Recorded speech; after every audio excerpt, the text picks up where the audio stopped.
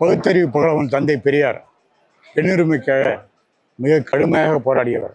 உலகத்தில் உள்ள அத்தனை தலைவரும் அவங்களுடைய இனத்துக்காக தான் போராடினாங்க. பெரியார் மட்டும்தான் மானுடத்துக்காக போராடியிருக்காரு.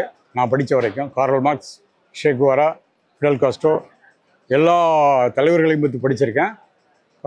கார்ல் மார்க்ஸ் பொருளாதாரத்தை பற்றி பேசியிருக்காரு. ஆனால் எல்லா தலைவர்களும் அவங்கவுங்க இனத்துக்காக அடிமைப்பட்டு கிடந்ததுனால அவங்க எந்திரிச்சு போராடினாங்க. ஆனால் எந்தவித அடிமையுமே இல்லாமல் ஒரு பெரிய கோடீஸ்வரர் வீட்டில் பிறந்த ஒரு பெரியார் கீழே கிடக்கிற குழந்தைகளை மேலே கொண்டு வர்றாங்க. கீழ் ஜாதிகளை ஜாதியை இல்லைன்னு ஒழிக்கணும் அப்படின்னு சொல்லி போராடினார் இல்லையா? அதுதான் மிகப்பெரிய ஒரு ப்ளஸ்ஸு, மிகப்பெரிய ஒரு கோடீஸ்வரன். அவருக்கு என்ன வந்தது? ஆனாலும் அவர் கீழே இறங்கி போராடினார். அவர் இல்லைன்னா நம்மளாம் கிடையவே கிடையாது. 100% கிடையாது. 3% பூணூல்காரன் நம்மளை கொன்று இருப்பான்.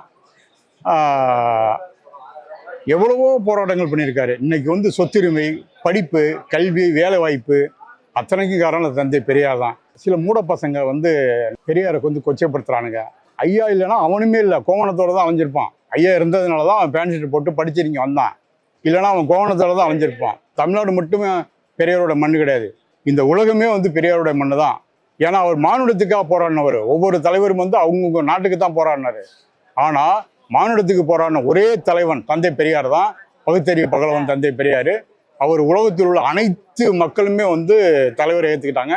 இன்னும் சொல்ல போனால் பெண்களுக்கு அவ்வளவு கல்வி, வேலைவாய்ப்பு, சொத்துரிமை எல்லாத்துக்கும் அவர் தான் இன்னைக்கு காரணம். இன்னைக்கு இவ்வளோ பெரிய பட்டாளங்கள் படிச்சுட்டு நான் உள்வட இல்லைன்னா நான் நேரம் கோவணம் கட்டிக்கிட்டு எங்கேயாவது கொத்தடிமையாக தான் இருந்திருப்பேன். இங்கே இருக்கிற அத்தனை பேரும் உலகத்தில் உள்ள உலகத்துக்கு தலைவர் ஒரு தமிழ்நாட்டு தலைவர் கிடையாது.